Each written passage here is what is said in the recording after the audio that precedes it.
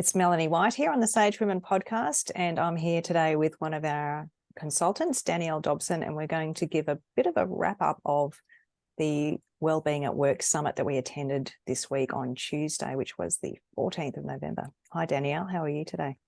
Melanie, great. Thanks for having me on. It's lovely to see you again. It was really nice to catch up in person and go to the summit.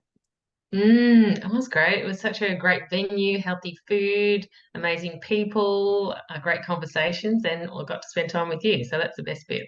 Oh, thanks. Yeah, it's nice to catch up in person. And I guess that's some of the things that we'll talk about today include those sorts of things, that engagement, that conversation, that culture building, that approach that really engages people and gets people interested in making healthy change.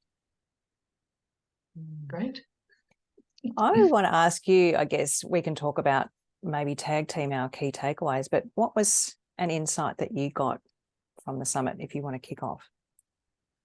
I think the biggest insight that I got was from speaking to HR leaders and team members and directors, DE&I specialists and leaders, L&D professionals, the people who seem to be tasked with the implementation of, wellbeing programs and the challenges that they were facing right now. So things around, people burning out, around, cost constraints, I guess tailing off to the end of the year now and not really wanting to commit to things right now because there's so much else on, all these other like initiatives that they're working on. They all understand that how important it is, but it's having the bandwidth to look into these things, implement them, and do something meaningful. I think that was probably the biggest insight I got, really, when I spoke to people. If I could nutshell that, it sounds like you're talking about people being under-resourced to tackle big, complex problems. Yeah, absolutely. Yep. Under-resourced, big one. Perfect. Nailed it. Yep. It was interesting. I heard a similar theme on one of the roundtables I sat in on, which was really interesting. It was hosted by Virgin Pulse, and it was about mental health and wellbeing at work. And some people there sharing their stories from their organisations came up with a lot of common themes. And really interesting, one person said, in reference to this under-resourced comment that you made, she just said, we have to have external people helping us because we're asked to do so many things and it's really hard for them to get outcomes and to implement things when they're trying to tackle so many things. And she just said, you really need to have people supporting your organisation to get things done in a cost-effective way. Absolutely. And you know what? This is what I'm finding in my work too, in terms of my coaching, facilitation, consultancy, that there is just so many jobs and tasks that people are tasked with doing. And often it does fall back to HR. And the interesting thing is, like, I look at this and I say, why is wellbeing, declining? Why are we having so many challenges with mental health? So it can't all be what programs do we need in place, but let's understand what's at the root cause of this. Like, why did we get to where we are now? And there's a lot of complex, it's quite complex. There's a lot of, challenges around it. It's societal, it's community, it's family, it's, workplace culture and all those sort of things. So I'm not for one second saying that there's a silver bullet. But what I'm finding more and more, what research is showing us more and more, is that the people who actually do take well-being seriously, their own and their teams, because they are working on well-being, so they're paying more attention to themselves and others, they're doing the work, they're asking the questions, they're caring about, themselves or not, maybe not themselves, but their team. They're actually the people most often who are most likely to have a higher toll or impact on their own well-being because they're looking after other people. That's the really cool paradox of this in terms of leadership as well. So it's an interesting one. It's like, how do we actually change, structures and processes and systems to ensure that everyone's set up to succeed. So there's an element of that in addition to programs. And I'm Mm. sure we have lots of great ideas about how we can help with that. Yeah, and just touching on that leadership aspect, I mean, having been involved in the mental health space, and that was a very big theme in this summit. The research that's come out of Curtin University into the fly-in, fly-out workforces, when you're looking at psychosocial hazards, of course, there are so many hazards in remote work, but those studies found that the most important thing in somebody's mental well health is their relationship with their line manager, and the type of person that line manager is, and how emotionally intelligent they are, and how compassionate they are, and how much they listen, versus being driven to achieve KPIs. And then last week we spoke to Kat Riak on the webinar where she described the research done by NHS Scotland into the impact of menopause on businesses. Same thing, line managers and their approach and their approachability, their skills, their confidence, their emotional intelligence, that made the difference in women feeling comfortable and supported at work versus not. And when you think about people resigning or not, obviously leaders are so important, and they don't have to have heaps and heaps of skills and training around specific areas of health, but they do need to know how to have empathetic conversations. But I mean, you're the leadership specialist in our team. Tell us a bit more about some of those things from your And experience. yeah, I love that you've have that research specifically about FIFO and then menopausal women, and to add more to that, what we know year after year when Gallup do their studies and research, that 70% of the someone's experience at work is determined by their line manager. So that reiterates everything you're just saying then across a whole range of industries and professions. So that's quite a big responsibility. And absolutely. So the key absolutely is having that great relationship with your employees, and absolutely emotional intelligence. And that could be something as simple as showing that the leader cares, asking them about their day, about their family. It doesn't necessarily mean that they have to do any empathy training or jump through any hoops, but just actually have a keen interest in someone else. And we were talking about it earlier about a study that McKinsey has done on employee wellbeing, so leaders' perception of their team's wellbeing. And what that showed consistently across all metrics is that leaders were ranking that their employees' well-being at a higher level than what employees were ranking themselves. And the gap showed up to be around 22%. So that's quite a gap to overcome. So what can actually help with that? Everything that you just mentioned, the emotional intelligence, the showing that they care, and having those conversations and asking their people what they want and need, because it's going to be different for each person. And that's something that really came out from the Wellbeing Yes. Summit too, didn't it? Yes, everything's highly individualized in terms of needs and wants, and even somebody that has the same disease, like diabetes, let's say, how that needs to be approached or what their needs are might be very different. And so that goes back to the point made earlier that leaders don't have to have specialist health knowledge, but they do need to know how to have conversations with a range of different people and to be empathetic. And that's hard when you are a leader and you're responsible for so many people, and that level of responsibility in your work and the amount of time and pressure that you have in your own role, and then having to juggle the needs of your team as well, and have a way to check in with them. It's tough for a leader. Absolutely. And there's an interesting thing that is also happening too. People in leadership training circles and coaches, and studies are showing us as well that in terms of what people being asked to do more with less resources at work, so being asked to do more, that's definitely something that is a challenge.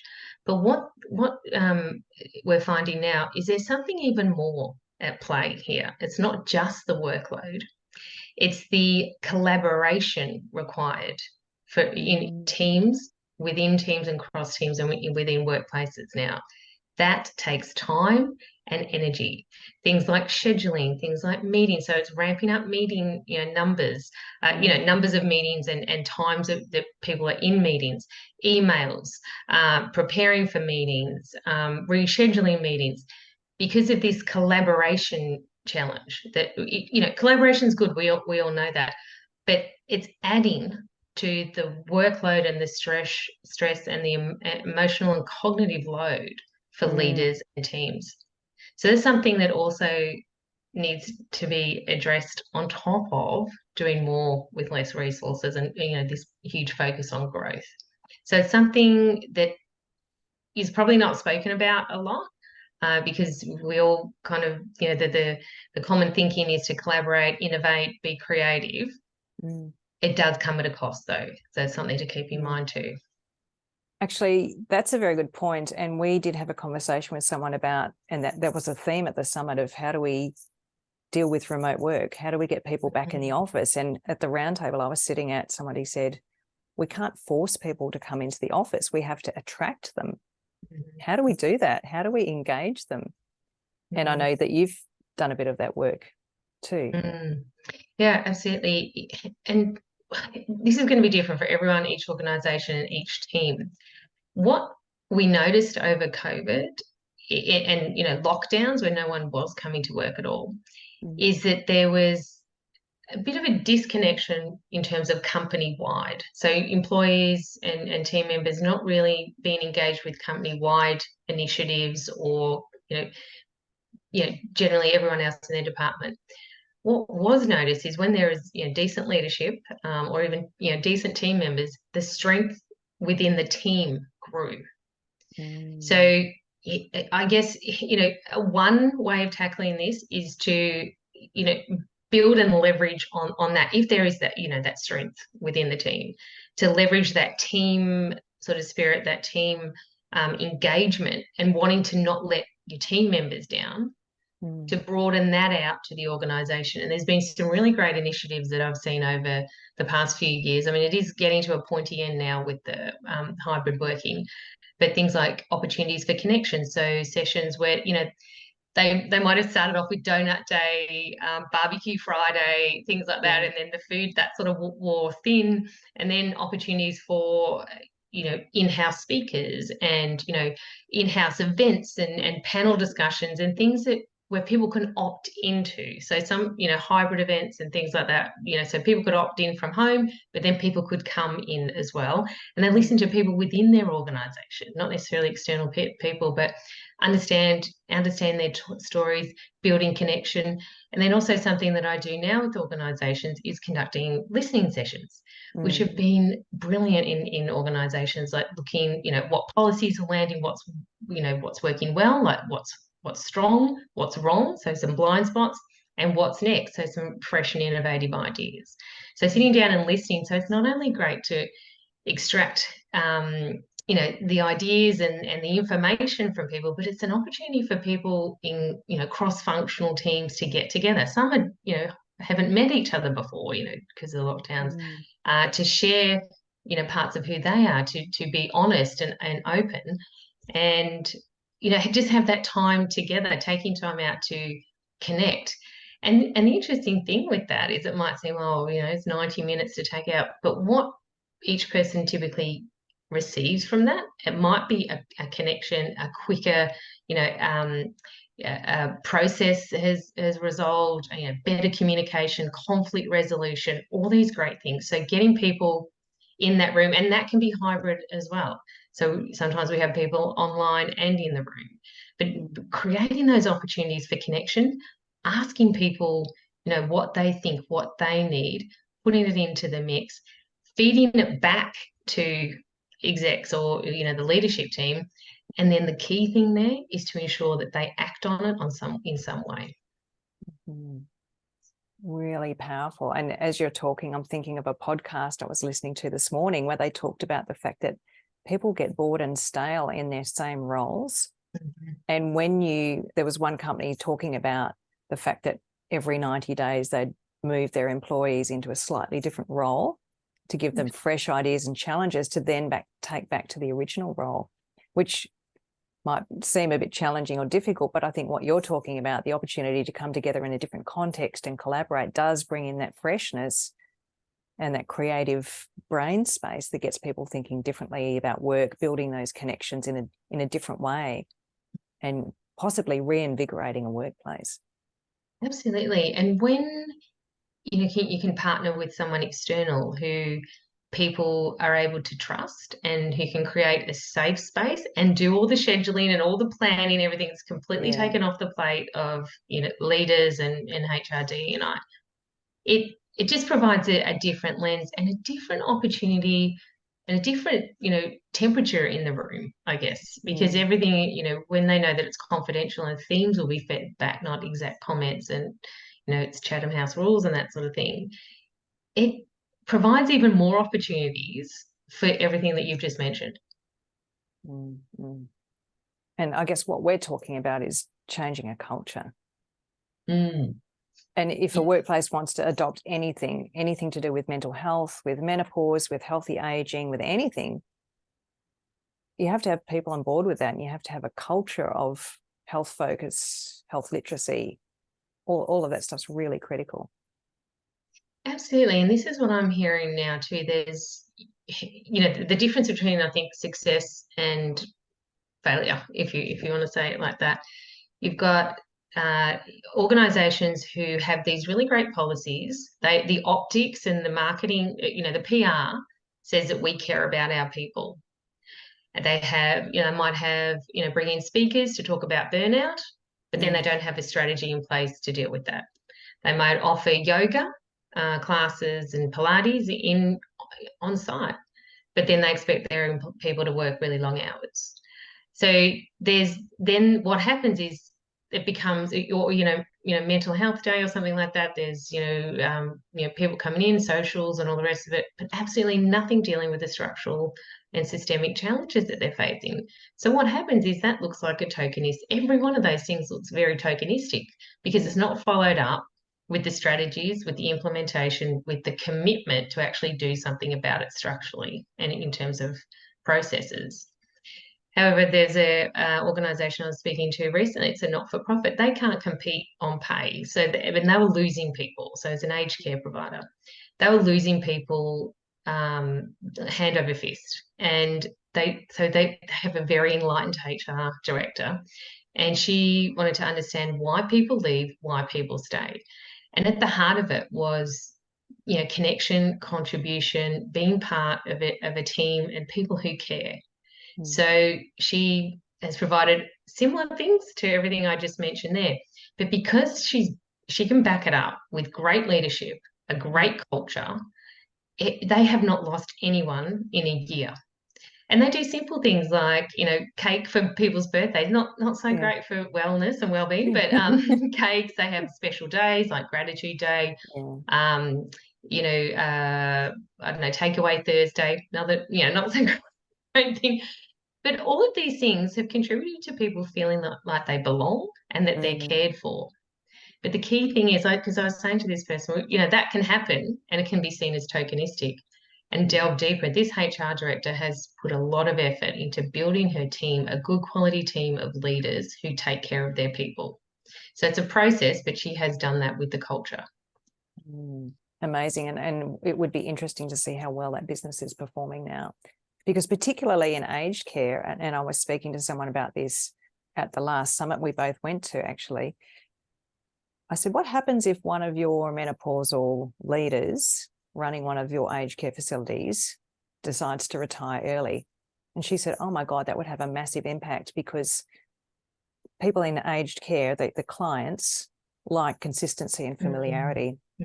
If that leader leaves, and then if there is a flow-on resignation of other staff, or even if there's not, it's a huge disruption and change for the residents of that facility.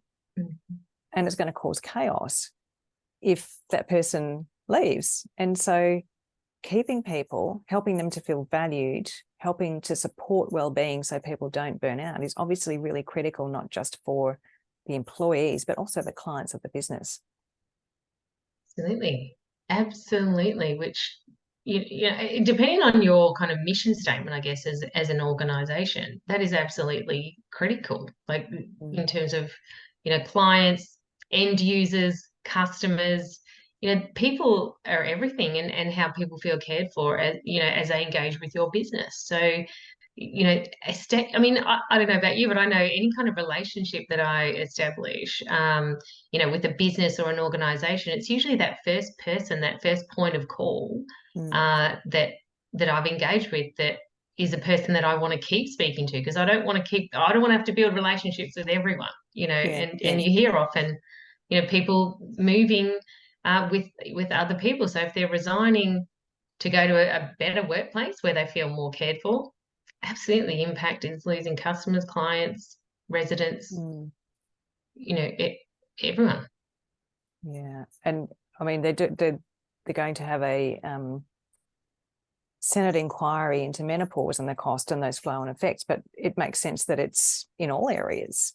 And I think going back to the summit, something that I loved about this summit, and I'd love to hear your views on this, is that everybody there wanted to improve health and well-being. They wanted to take a really whole of person, holistic approach and to bring well-being into organizations in a way that was, I mean, I know they talked about being cost effective, but really to have an impact, not just to put something in place to satisfy certain criteria. I think everyone at that summit was really wholeheartedly engaged with having an impact in well-being and performance in their organizations. And it was so great to be around like-minded people. But I'd love to hear your view on that, or anything else that you thought was the best part of that summit.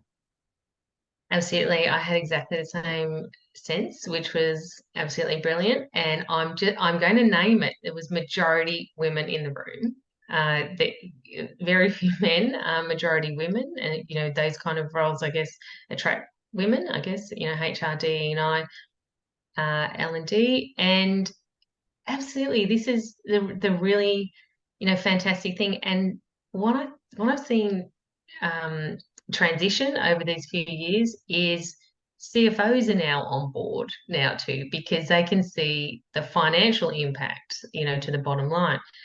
CEOs, they're seeing it now. That it's not in days gone by, it was seen as the right thing to do. Now it's seen as a good business investment, and a way of sustainably keeping your people, and keeping maintaining growth, and all of those kind of um, things that keep CEOs up at night, returning to shareholder groups, and managing business risk and brand, and having high performing teams. The evidence is in. But yeah, absolutely, every people in that room all wanted to make an impact. They want to do their best, and they're bringing a business lens with them now.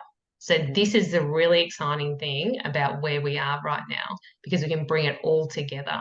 DE&I, well-being, mental health, leadership.